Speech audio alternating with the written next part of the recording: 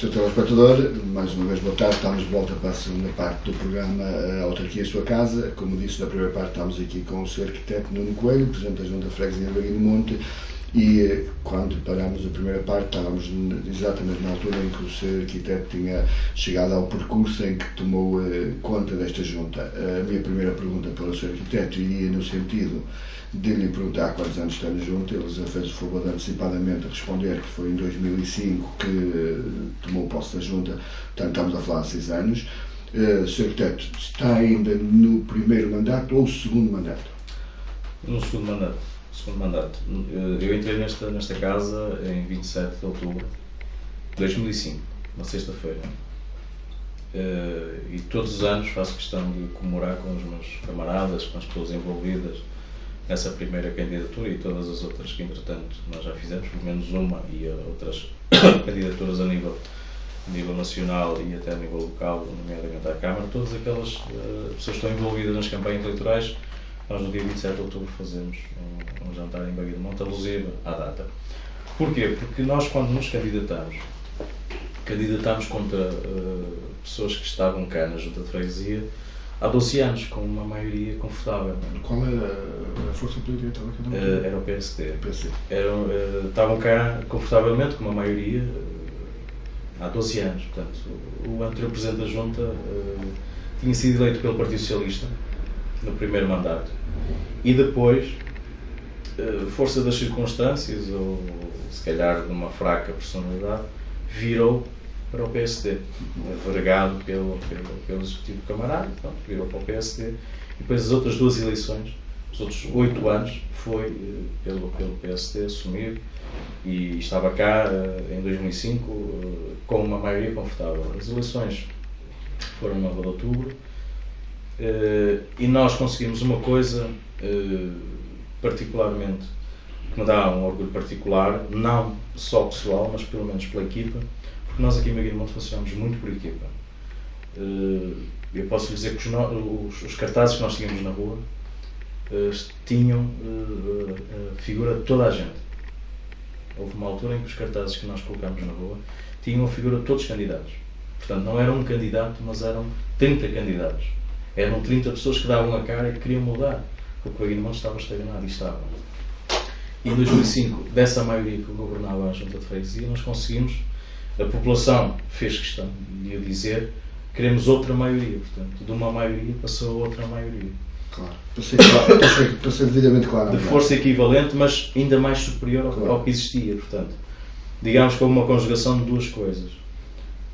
A saturação de quem cá estava e do imobilismo e a população não queria continuar, e apostou em pessoas novas que queriam e tinham força e que queriam mudar isto. E, portanto, essa conjugação fez com que de uma maioria passasse para outra maioria. O que não é fácil em política. Mas os 75% das eleições dentro do próprio partido acompanharam as da população, não? Não, na altura ficámos por 51. Por 52. Já não, ficámos por ali. Mas já não estávamos a falar de uma pessoa relativamente conhecida para as funções, que é o Sr. Arquiteto, não é correto? Sim, apesar do meu pai ser uma pessoa subejamente conhecida, era subejamente e é conhecido pelas circunstâncias também da vida dele, não é? Mas eu também tinha muito conhecimento no movimento associativo, por exemplo, esse clube, o Grupo Esportivo Baía do Monte, sou uma pessoa muito acarinhada, tenho lá imensos amigos. Eu acho que não tenho inimigos, eu por onde passo tento me dar bem com as pessoas e não tento criar decisões com ninguém. Também, se calhar por aí, fiz questão também sempre de ser isento a nível do movimento associativo. Nunca, em 2005, por exemplo, não quis nenhum dirigente associativo na minha lista para dar a cara. E do outro lado eu tive 5 ou 6 presidentes de coletividades dando a cara contra mim. E portanto, já em 2009 tinha essa possibilidade, mas não quero nenhum dirigente associativo dando a cara. Porquê? Porque mais tarde ou mais cedo acaba sempre por dizer que este clube ou aquela associação está mais próximo ou menos próximo. E as associações devem estar completamente à parte. Entendo perfeitamente o que estou a dizer. Diga-me uma coisa, só para encerrarmos este capítulo, já agora, que deixou-me curioso, porque não tenho esse dado, por acaso podia ter. No segundo mandato, qual foi a margem? Próximo dos 65%. Portanto, quer dizer que teve uma prova da sua boa atividade durante o primeiro mandato. Ficámos a 20 votos de eleger ainda mais um deputado.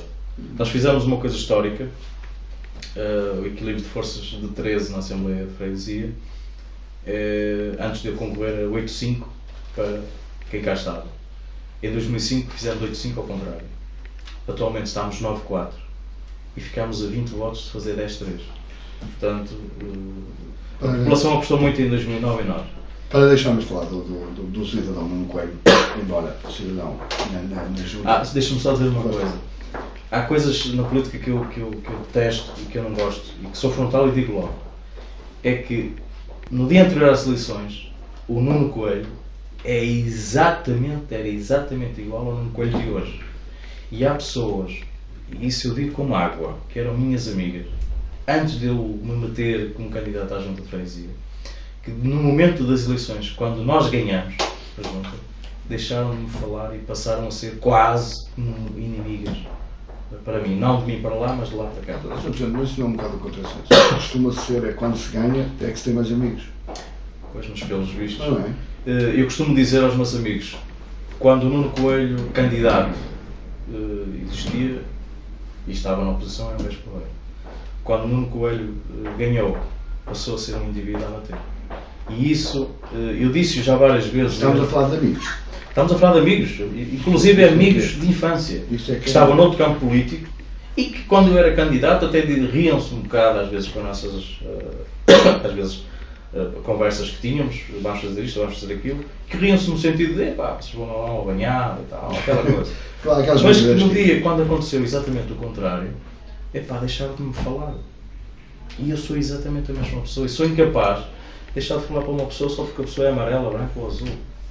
Não faço isso. Não faz sentido. E você pode comprovar isso com as pessoas que trabalham comigo diariamente. Todos os dias eu não tenho dia para atender pessoas. Todos os dias eu falo para as pessoas. Se você tiver um assunto urgente para resolver na junta de freguesia do Monte, seja a segunda, a terça, a quarta, a quinta, a sexta, ou sábado ou domingo, tem o meu telefone, pode falar comigo. É mais 5, mais 10 minutos que espera, mas pode falar comigo. Posso eventualmente estar a falar com uma pessoa agora consigo, e está ali uma pessoa que quer falar comigo, espera mais um bocadinho. Mas fala naquele dia, não tem um dia terminado.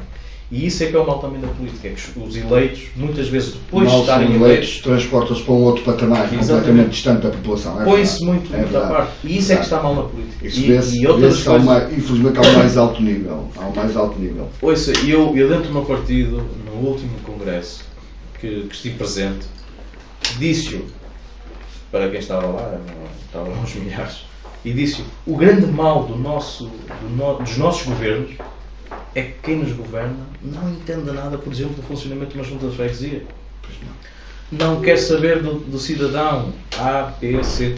É política pura e dura. Que ganha o ordenado mínimo. Claro, é política pura e dura. Que não tem emprego. Fala-se muito em macroeconomia.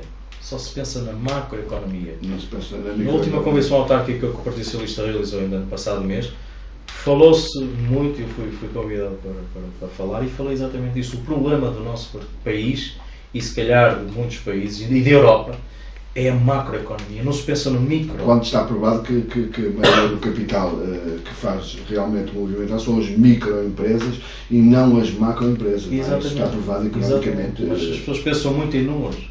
Há esta questão do déficit que nos está a tolher a todos, está-nos a cegar completamente.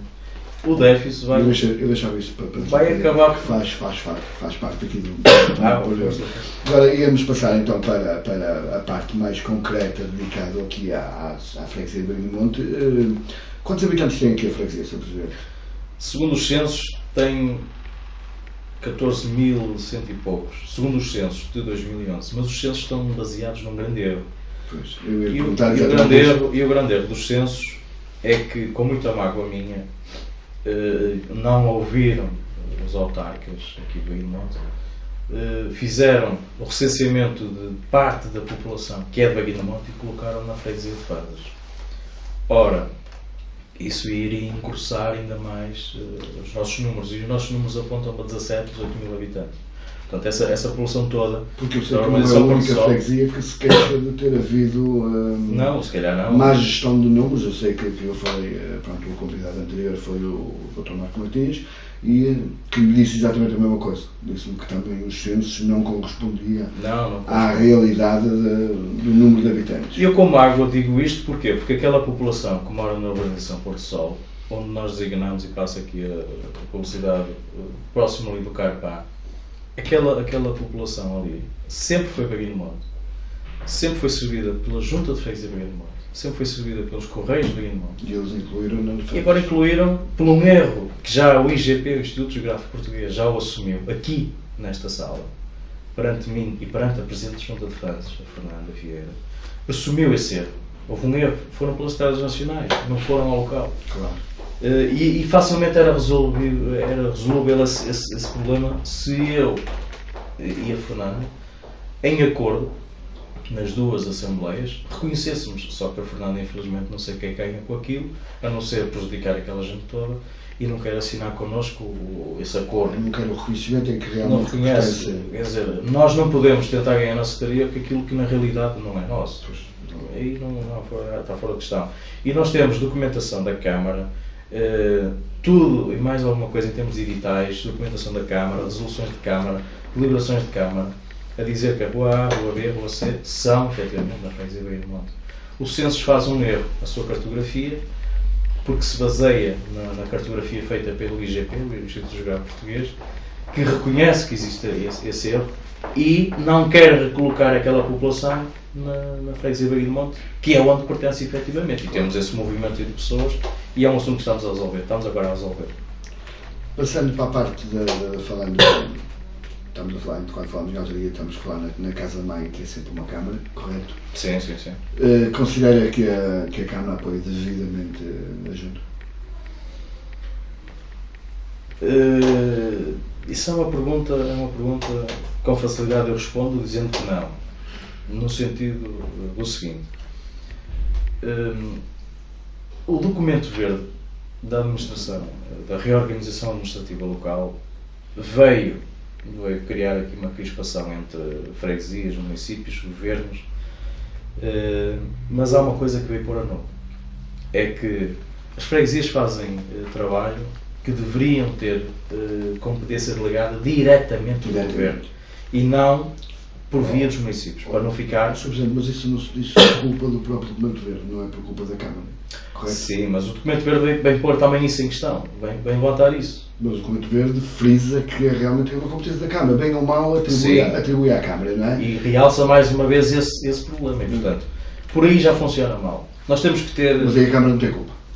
Sim, mas nós temos que ter... Aí a Câmara não tem culpa. Não tem culpa, mas as câmaras funcionam mediante aquilo que vão querendo para o dia-a-dia também. E mediante as freguesias que têm, agregadas a si. E, portanto, nós temos que ter aqui uma isenção básica, que é o que é que nós queremos. Queremos poucos municípios, muitas juntas de freguesia. Queremos muitos municípios, nenhuma junta de freguesia. Queremos meio-meio. É preciso ver o que é que faz um município, o que é que faz uma junta de freguesia, porque está provado que o dinheiro gerido numa junta de freguesia, não estou a dizer que é por incompetência, não estou a dizer que seja por outra via, que não seja a via burocrática, mas o dinheiro que é gerido numa junta de freguesia é gerido de uma maneira muito mais eficaz, de 1 para 4, do município e do governo. Portanto, a burocracia aqui não é tanta. Sr. Presidente, eu entendo isso. Não interfere. Eu entendo isso. Agora, o que eu queria deixar claro para o telespectador e para os seus fregueses, essencialmente, era isto. Eu sei que entre as câmaras e as juntas existem os chamados protocolos, correto? É a delegação da competência. O que eu queria saber era se a Câmara cumpre todos os protocolos que faz com a Junta e se há protocolos que a Junta tenta fazer com a Câmara e a Câmara faz-los ou não os faz. Nós, relativamente à Câmara, que nos transfere as competências e nos transfere as verbas, cumprem connosco escrupulosamente. Em termos de transferência de verbas, cumprem. Só que as verbas não chegam. Só que nós estamos a falar de uma freguesia com uma população estimada de 17, 18 mil habitantes. Nós gostaríamos de poder fazer mais coisas para a população, mas não conseguimos fazer. Ou porque não temos competência na área, ou porque não temos possibilidades financeiras para o fazer. E é isso que está mal. Por exemplo, a Câmara de Gondomar faz os protocolos, uniformizou-os há 2 anos. Eu acho que é um erro, porque há freguesias grandes e há freguesias mais pequenas. Claro. E a população também tem que ter um peso, obviamente. Freguesias com muita área não são a mesma coisa que com freguesias com pouca área e muita população. Não são a mesma coisa, portanto não devem receber o mesmo dinheiro, nem devem ser vistas pela mesma maneira. E portanto, também aí a Câmara deve olhar aquilo que é feito através da transferência do Orçamento de Estado, através do FEF, do Fundo de Financiamento de Freguesias, tem que ver qual é a matriz que é usada para depois transferir em conformidade também o dinheiro dos protocolos. E posso-vos dizer que nós estamos num patamar igual a outras juntas de freguesia que têm muito menos população que nós, mas recebemos do Orçamento de Estado mais do que essas freguesias, porque o quantitativo das premissas para fazer a transferência do dinheiro é diferente, o Governo faz de maneira diferente, e até acho que faz de uma maneira mais correta do que a própria Câmara. A Câmara fez de uma maneira cega, transferiu há 2 anos, fez um patamar, transferiu igual verba para toda a gente, que eu acho que é incorreto. Há freguesias grandes que ficaram muito afetadas. Baguio do Monte goza de uma coisa que eu acho que para nós foi sempre uma grande injustiça. Que foi, Baguio do Monte foi sendo a nova freguesia mais jovem do Conselho, foi sempre a freguesia que recebeu menos, mais prejudicada. Foi crescendo a nível de população, mas a Câmara nunca teve digamos, nunca viu esse crescimento. E portanto nunca transferiu em conformidade com esse crescimento. E portanto nós sempre fomos prejudicados nesse aspecto. E digamos que tivemos que criar uma casa relativamente pequena, com um orçamento pequeno, para gerir para muita gente. E conseguimos ao longo desse tempo. Desde 2005 nós começámos a expandir mais as nossas obras, e desde que estou na Junta de Freguesia, nós fazemos questão de não guardar o dinheiro no cofre para futuros vindouros, não. Claro. Nós fazemos questão de investir todo o dinheiro que temos e há outra coisa, pagar 15 em 15 dias todos aqueles fornecedores que nos fornecem, seja o que for. Portanto, não há ninguém que hoje você possa contactar cuja junta não tem nenhuma, absolutamente nada. Posso lhe dizer que fizemos investimentos no ano passado e este ano, na ordem dos 50 mil euros pago na hora. Este ano adquirimos uma viatura, mais de 31 mil euros, pagos na hora. A viatura foi descarregada no armazém, foi pago na hora. Ambas as empresas disseram que era a primeira vez que uma autarquia fazia isto junto ao Câmara. Normalmente é por isso, e não, nós pagamos logo na hora. Temos, pagamos. Se temos dinheiro, pagamos. E principalmente aqueles pequenos comércios que nos fornecem alguma coisa, precisam de dinheiro para o dia a dia, para fazer investimento, para novas transações. E, portanto, nós pagamos 15 em 15 dias. Isto para chegar ao seguinte: a Câmara transfere-nos dinheiro, dá-nos competências em algumas áreas, mas devia transferir mais. Não porque nós sejamos mais competentes do que a Câmara, mas porque estão mais pela questão da proximidade, servimos melhor a população. E se tivéssemos mais meios, mais verba transferida, fazíamos um serviço. Agarrando as suas palavras e ajustando uma das perguntas que eu tenho aqui feito, então qual é a sua opinião acerca do assunto que está tão em voga hoje em dia, que é a extinção de algumas juntas de freguesia?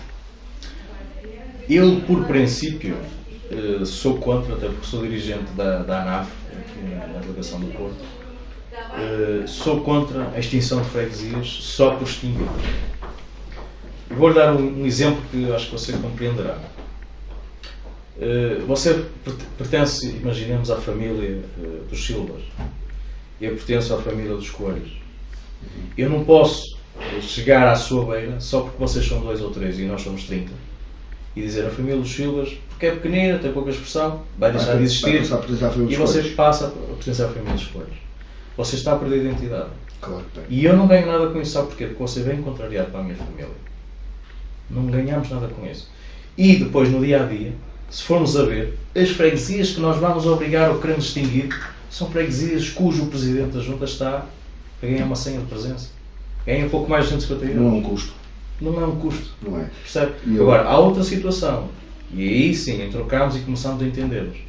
É, por questões de escala, e peço desculpa aos telespectadores que eu estou doente da garganta, mas peço desculpa. Por questões de escala, nós falarmos às freguesias e elas agregarem-se entre si por mútuo acordo e ganharem escala, no sentido de aquisição de equipamentos, de terem mais pessoal adscrito a essa agregação de freguesias para fazer trabalho na área dessas freguesias. Isso é outra questão. Agora, chegar a uma freguesia porque é pequena e dizer vocês vão deixar de existir porque são pequenos, têm pouca expressão.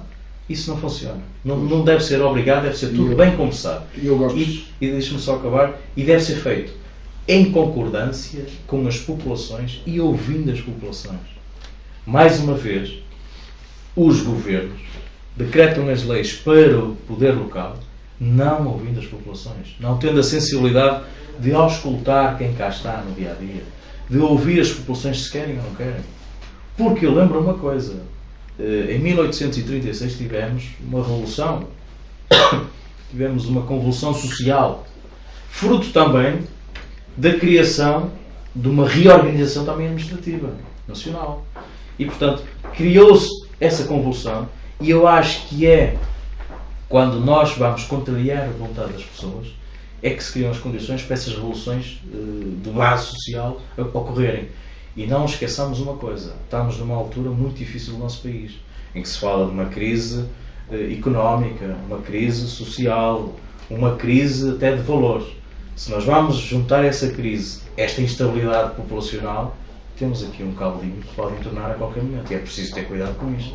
Sr. Presidente, eu gosto sempre de falar porque acho que é um dado importante, o telespectador muitas vezes não o sabe, ainda por cima, você junta de freguesia, não chega a 0,3%, não é, do Orçamento de Estado. Não, nem 0,2%. Portanto, não são o tal peso que muitas vezes parece que querem fazer transparecer, que vocês têm um peso em que se calhar a população vai perder muito mais do que o que o Orçamento do Estado vai ganhar na extinção dessas vamos fazer um paralelismo dessa situação relativamente ao Conselho de Gondomar. O município de Gondomar é constituído por 12 freguesias. Exatamente. As freguesias, no seu global, a nível nacional, são 4.259.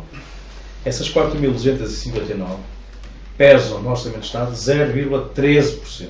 0,13%. Não chega a 2% sequer. Não chega a 1%, nem a meio por cento, nem a 0,12%. Veja bem. Em Gondomar somos 12 freguesias. Mas, dessas 4.259, só 330 é que tem presidente a tempo inteiro. Como o Baguinho do Monte, por exemplo. Só 330. Portanto, só essas 330 é que funcionam, digamos que, a tempo inteiro, com porta aberta a tempo inteiro. Exatamente. Só 330. Entretanto, nós fazemos o paralelismo com o Conselho de Gondomar. Temos 12 freguesias. Das 12 freguesias, todas elas têm presidente a tempo inteiro. Umas com mais população, outras com menos população. Mas todas elas fazem um apoio à população diário. 9, 5h30, normalmente 17h30. Dessas 12, segundo o documento, há 5 que têm que se agregar ou extinguir, ou o que seja. São Pedro da Cova, que é um erro gravíssimo. Gravíssimo pelo historial da própria freguesia, não é? Pela população, pela característica em si da própria é o que o Sr. Presidente acabou de dizer e com razão. É um erro gravíssimo. Com aquela coisa toda mineira, etc. Como é que se vai aceitar agregar, seja onde for? E a quem? Identidade. E a quem? E a quem, exatamente. Não esquecer que São Pedro da Cova está no declive, vai-se agregar a Fanses que está na outra parte, vai-se agregar a Foz de Sousa que está longe. A quem? Temos que ir por aí. Claro. Valbom. Nós ouvimos geograficamente, não tem lógica nenhuma. Nós ouvimos falar de Valbom desde sempre. Vem nas cantigas até, vem na história. Tem identidade. Tem identidade própria. Vamos deixar de ter Valbom. Vai-se juntar aqui a São Cosme. Depois temos Covelo Medas. Terá algum sentido se os presentes juntas, se as populações entenderem que se agreguem, ganhem alguma escala. Não sei se vai ganhar alguma coisa. E a Lomba, porque está do lado do rio, será que a população quer? É preciso nós vermos isto. Não criar convulsões. E outra coisa, nós em Gondomar somos uma população estimada em 168.000 habitantes e temos 12 freguesias só. E o rácio, se fizermos um rácio por freguesia, não estamos a falar de Barcelos. Estamos a falar à volta de 14.000 pessoas perfeitamente enquadrável na gestão de uma freguesia. 14.000 pessoas é uma freguesia média. Exatamente, com alguma dimensão. Exatamente. Sr. Presidente, diga-me uma coisa. De cidades primárias que considera relevantes para a sua freguesia? Além de mais dinheiro e mais competências para fazermos mais obra, sim, falo o que nós precisamos urgentemente agora que arranque, porque o centro escolar está para inaugurar dentro de alguns meses e é uma obra emblemática para nós, o novo centro escolar de Baguinho. O que nós urgentemente precisamos que arranque a obra, porque está no papel, está em orçamento de Estado, está em orçamento da Câmara, está projetado, há terreno, está tudo conjugado, mas face às dificuldades parece que está congelado ao arranque da obra, é o centro de saúde.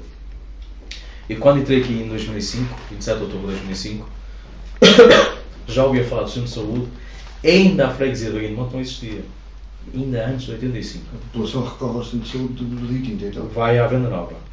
Vai ao antigo dispensário, que é hoje utilizado pela Unidade de Saúde Familiar Lusíada, que é a Unidade de Saúde Familiar que tem a distrito a si a população de Baguinho de Monte. E que tem, digamos que por via da construção do novo edifício do Centro de Saúde, deixa de ter aquele encargo naquele edifício mensal e deixa de ter aquele edifício que não privilegia nada o acesso aos cuidados básicos de saúde, mas pelo contrário, é um edifício já antigo e feito para outros fins que não o Centro de Saúde.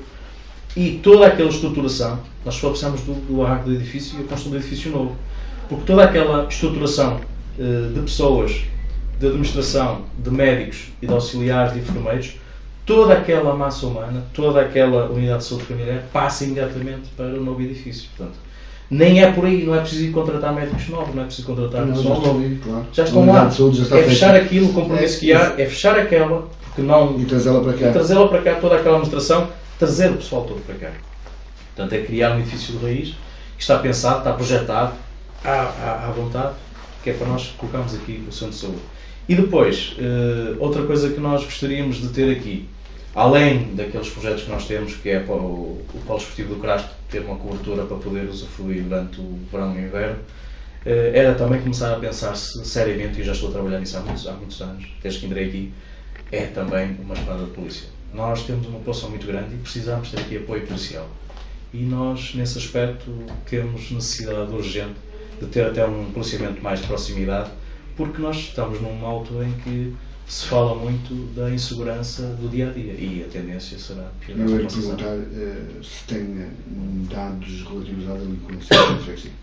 Temos. Nós ainda somos uma freguesia, curiosamente ontem estive em reunião com o comandante da divisão da PSP aqui de Gondomar e da esquadra, e o comandante da esquadra Rio Tinto, e em Baguinho de Monte ainda, a criminalidade ainda é de índice baixo, comparativamente com outras freguesias.